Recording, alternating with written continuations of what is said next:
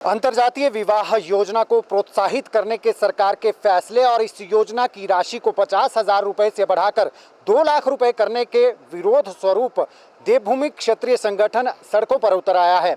आज से इनका धरना प्रदर्शन शिमला के सीटीओ पर शुरू हो रहा है और 24 अप्रैल को ये सचिवालय का घेराव करेंगे। बातचीत करने के लिए हमारे साथ मौजूद हैं देवभूमि क्षेत्रीय संगठन के अध्यक्ष रुमित ठाकुर जी। रुमित जी, सरकार एक फैसला लेती है, मुख्यमंत्री अपने कार्यकाल का तीसरा बजट प्रस्तुत करते हैं और अंतर्जातीय विवाह योजना की राशि को बढ़ाकर 50,000 रुपए से 2 लाख कर दिया जाता है। आप इसका विरोध कर रहे हैं, आखिर विरोध क्यों?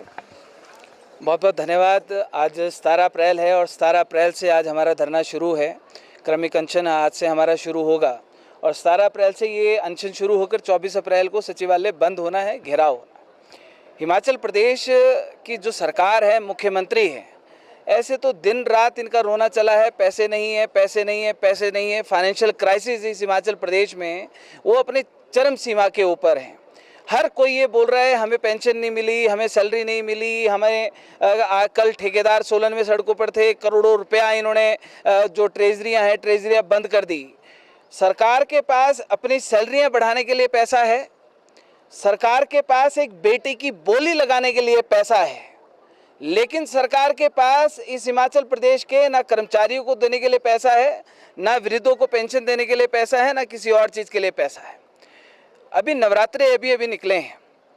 हिमाचल प्रदेश के मुख्यमंत्री, मंत्री, विधायक वो नवरात्रों के अवसर पर वो बेटियों के पांव छूकर, हमने देखा मीडिया के माध्यम से, पांव छूकर आशीर्वाद ले रहे थे कि उनको देवी का स्वरूप, एक कन्या को मान रहे थे।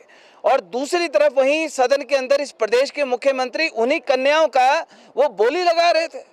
अंतर्जातीय विवाह प्रोत्साहन राशि जो 50,000 रुपये है, ये सरकार होती कौन है एक बेटी की बोली लगाने वाली? क्या ये सरकार तय करेगी किस लड़की ने किससे शादी करनी है? उसका बाप तय करेगा, उसकी माँ तय करेगी कि सरकार तय करेगी? ये सरकार होती कौन है एक लड़की के लिए फिरौती देने वाली? आप मुख्यमंत्री ये कहते हैं कि जातिवाद को मिटाने के लिए, छुआछूत को दूर करने के लिए, छुआछूत को दूर करने के लिए, जातिवाद मिटाने के लिए आप एक बेटी की बोली लगा देंगे। हमें बोलते हैं बेटी बेटी होती है। हर बेटी एक बाप के सर की पगड़ी है और हर बेटी एक भाई का स्वाभिमान है। आपने एक बाप की बेटी को आपने सरेआम उछाल दिया। आपको अधिकार किसने दिया? आपने छुआछूत मिटानी है, आपने जातिवाद मिटाना है। अरे भाई, आर्थिक आधार पे आरक्षण लाओ ना, जाति के आधार पे नीतियां योजनाएं खत्म करो। क्यों नहीं करते? वहां तो जाति के नाम पर तुम्हारी दुकानें चलती हैं, तुम्हारी राजनीति चलती है, तुम्हें वोट बैंक मिलता है। एक बेटी की बोली लगाकर तुम छुआछूत दूर करोगे? ये खाई गहरी होगी कि और बढ़ेगी। इस हिमाचल प्रदेश में ना जाने कितनी लड़कियां वो अपना घर छोड़कर भाग गई। उसके बाद उसके माँ बाप का क्या हाल हुआ? कोई बाप हॉस्पिटल में एडमिट हो गया, किसी ने सुसाइड कर लिया, कोई डिप्रेशन में आ गया, कोई कुछ हो गया। उसका जिम्मेदार कौन है? उसकी जिम्मेदारी इस प्रदेश के मुख्यमंत्री लेंगे।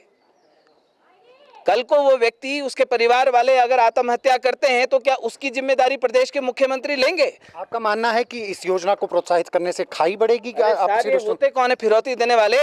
ये प्रोत्साहन राशि नहीं है, ये फिरौती है सरेआम एक लड़की को भगाने के लिए। अगर किसी ने शादी करनी है इस हिमाचल प्रदेश में, इस देश में कितनी लड़कियां लड़के ऐसे हैं जो अपनी मनमर्जी से शादी करते हैं? कौन किसी को रोकता है, टोकता है? परिवार की आपस में रजामंदी होती है, परिवार की रजामंदी से सब शादियां करते हैं। लेकिन सरकार एक फोकस करके, एक फिरौती रख के कि भाई तूने इस ठाकुर की, पंडित की लड़की को भगाना है, मैं तेरे को 2 लाख रुपए दूंगा, मेरी सरकार तेरे को 2 लाख रुपए देगी। क्या मुख्यमंत्री के घर में अपने पास बेटियां नहीं है? क्या 68 विधायक इस सदन के अंदर बैठे हैं, क्या उन 68 विधायकों के घर में अपने पास बेटियां नहीं है? 48 जनरल कैटेगरी के, 18 दूसरे समुदाय के हैं, क्या उनके घर में बेटियां नहीं हैं? और जो 2 लाख रुपए की राशि का जो फेवर करते हैं, पक्षधर हैं, तो मैं कहता हूं कि आपकी घर की बेटी भागेगी तो भैया सड़क के ऊपर ढोल नगाड़े बजाओ कि मेरी बेटी भाग गई। अपनी पगड़ी सड़क के ऊपर रख के नाचो कि हमारी लड़की भाग गई, अब सरकार से हम 2 लाख रुपए लेंगे। अरे, लड़की की शादी का फैसला उसके बाप करता है, उसकी माँ करती है, उसके भाई करते हैं। सरकार कौन होती है? सरकार अपना फैसला खुद तो कर ले। हमने ये तय किया, आज 17 तारीख से यहाँ पर हम लोग अनशन पर बैठ रहे हैं। 24 तारीख को हमारी 2 मांगे हैं। अंतर्जातीय विवाह प्रोत्साहन राशि का फैसला सरकार वापस ले। 24, दूसरा हमारा जो मांग है वो है स्वर्ण आयोग की। पिछली सरकार जयराम ठाकुर की सरकार थी, हमने उस सरकार से मांगा, बड़े से बड़ा आंदोलन हुआ, हम लोगों को झूठे वादों के अलावा हम लोगों को कुछ मिला नहीं। हमारे ऊपर मुकदमे बनाए गए, हमको एक एक डेढ़ महीने के लिए जेल में डाल दिया गया। हम उनसे मांगते रहे, उन्होंने नहीं दिया। अगर इस देश में सबको अधिकार है, इस देश का संविधान अगर 140 करोड़ लोगों का है, हम अपने अधिकार किससे मांगे? आज हमारे बच्चे आरक्षण की भेंट चढ़ रहे हैं। 90-95% नंबर लेकर हमारा बच्चा वो घर के कोने में बैठा डिप्रेशन की गोलियां खा रहा है। हमारे बच्चे कहीं पर एडमिशन लेने के लिए जाते हैं, 1000-10,000 रुपया फीस हमारे बच्चे देते हैं। दूसरे के लिए आपने कहीं फ्री, कहीं 100 रुपये, कहीं 50 रुपये, कहीं कुछ कहीं कुछ। क्या हमारे अधिकार नहीं है? क्या हमारे योजनाओं का भी विरोध कर रहे हैं? आप उन योजनाओं का भी विरोध कर रहे हैं जो प्रोत्साहन करने के लिए किसी को स्कॉलरशिप दी जा रही है, किसी को आरक्षण दिया जा रहा है? आप उस सब कुछ चीजों का विरोध कर रहे हैं? क्यों नहीं होगा? हमने स्वर्ण आयोग मांगा, जब अनुसूचित जाति आयोग इस देश में है, प्रदेश में है, जब इसमें अल्पसंख्यक आयोग है, जब यहाँ पर जानवरों का आयोग है, जब यहाँ पर बच्चों का आयोग है, जब यहाँ पर महिलाओं का आयोग है, जनरल कैटेगरी कमीशन बनाने के लिए सरकार को दिक्कत क्या है ये बताए। ये 48 विधायक क्या जनरल कैटेगरी के नहीं आते? अपने नाम के आगे से ठाकुर और पंडित हटा दे। और जो ये जातिवाद हटाने की बात करते हैं, बड़े मंत्री विधायक बोलते हैं जी बड़ा शोषण किया। अरे अपने पिताओं से, अपने दादाओं से पूछो कि तुमने शोषण किया होगा। मेरे दादा, मेरे पिता, मेरे परदादा, मेरे जो मर्जी मेरे पुरखे हैं, मेरे को पता है मेरे पुरखों ने, ये मेरे पुरखे महाराणा प्रताप, शिवाजी महाराज, ये राणा सांगा, बप्पा रावल, ये मेरे पुरखे हैं साहब। इन्होंने इस देश की माटी में अपनी गर्दनें कटाई, सर कटाए, धड़ लड़ाए। ये बोलते हैं हमने शोषण किया। तुमने शोषण किया जो तुम सत्ता के अंदर बैठे हो। साहब मेरे पुरखों ने इस देश को संरक्षण दिया, इस देश के सनातन को बचाने के लिए अपनी गर्दनें तक कटा दी। ये लोग बोलते हैं अगर औरों के लिए अधिकार है, हमारे अधिकार कहाँ हैं? हमारे बच्चे आरक्षण की भेंट चढ़ रहे हैं, हमारे बच्चे कहाँ जाएंगे? तुम इस देश को, युवा को आगे बढ़ाने की बात करते हो। इस देश का युवा आज आरक्षण की भेंट चढ़ रहा है, क्यों बात नहीं कर रहे उसके बारे में? आज इस देश का युवा, इस प्रदेश का युवा, एक तरफ जहां पर 1000 रुपया फीस हम लोग देते हैं, हमारे बच्चे फीस देते हैं, क्या हमारे लोग गरीब नहीं है? दूसरी तरफ तुम फ्री ले रहे हो, क्या उनके अधिकार नहीं? उनके बारे में कौन बात करेगा? रोहित जी, आपको नहीं लगता कि चलो आपका ये जो आंदोलन है, एक तबका आपके साथ आ जाएगा इसमें, लेकिन एक दूसरा तबका भी है वो आपके खिलाफ हो जाएगा? साहब वो समझदार, खिलाफत की क्या बात है?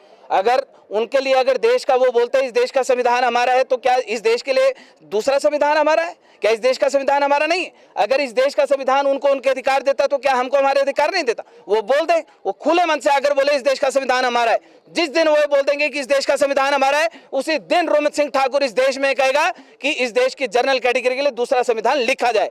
एक संविधान एक व्यक्ति ने नहीं लिखा, कम से कम 300 लोगों की कमेटी थी। एक व्यक्ति के नाम पर ये रोटियां सेकते, वो 300 लोग कहां गए? उन 300 लोगों के नाम क्यों नहीं उजागर किए जाते? उन 300 लोगों को बराबर का मान सम्मान क्यों नहीं दिया जाता? इस देश का संविधान क्या एक वर्ग के लिए लिखा गया, एक जाति के लिए लिखा गया? हम कहां हैं जिन्होंने इस देश के लिए बलिदान दिया? 565 रियासतें सर हमारे पुरखों ने दान दी, लाखों करोड़ों बीघा जमीनें इस देश के लिए हम लोगों ने दान की। राजतंत्र से लोकतंत्र तब बना जब हमने अपना सब कुछ हंसते हंसते दान दे दिया। किसने क्या दान दिया? किसने क्या दान दिया? आज अगर ये इस बात का विरोध करते हैं तो वो पक्षधर हैं कि उनकी बेटियां भागें। अंतर्जातीय विवाह प्रोत्साहन राशि का खुलकर विरोध होगा। मैंने मुख्यमंत्री साहब को कहा है और आपके माध्यम से भी मैं कहना चाहता हूं, इस प्रदेश की सरकार सुन ले, 24 तारीख को सचिवालय बंद होगा, मतलब होगा। आपने गोली चलानी, हम जात के ठाकुर हैं, सीने के ऊपर गोली खाएंगे, सिर के ऊपर गोली खाएंगे, पीठ नहीं दिखाएंगे। आपकी पुलिस में दम होगा लाठी चलाने का, लाठी भी सामने खाएंगे, पीठ के ऊपर लाठी नहीं खाएंगे। आपके सामने 2 मांगे हैं 24 तारीख तक, अपनी फैसला कर लो, कैबिनेट में बात करनी कर लो। आपने ये फैसले वापस लेने की नहीं लेने, स्वर्ण आयोग देना कि नहीं देना, तो ये लड़ाई निर्णायक लड़ाई होगी। सचिवालय तब तक नहीं खोला जाएगा जब तक हमारी मांगे पूरी नहीं होती। ये तय कर ले, 7 दिन है इनके पास। बहुत बहुत शुक्रिया। बहुत बहुत तो ये थे हमारे साथ रोमित सिंह ठाकुर जी, देवभूमि क्षेत्रीय संगठन के अध्यक्ष हैं, और साफ ऐलान कर दिया है सरकार के साथ 2 टूक लड़ाई लड़ने का कि जब तक मांगे पूरी नहीं होगी। अभी धरना प्रदर्शन शुरू हुआ है, 24 तारीख को सचिवालय का घेराव है। सचिवालय तब तक नहीं खुलने दिया जाएगा जब तक स्वर्ण आयोग गठित नहीं हो जाता, और जो योजना, प्रोत्साहन राशि जो इस योजना की बढ़ाई गई है उससे वापस नहीं लिया जाता, उस फैसले को वापस सरकार नहीं लेती, तब तक इनका धरना प्रदर्शन जारी रहेगा। सचिवालय भी जो है वो नहीं खुलने दिया जाएगा। दैनिक सवेरा टीवी के लिए शिमला से कैमरामैन डीसी भारद्वाज के साथ गजेंद्र शर्मा।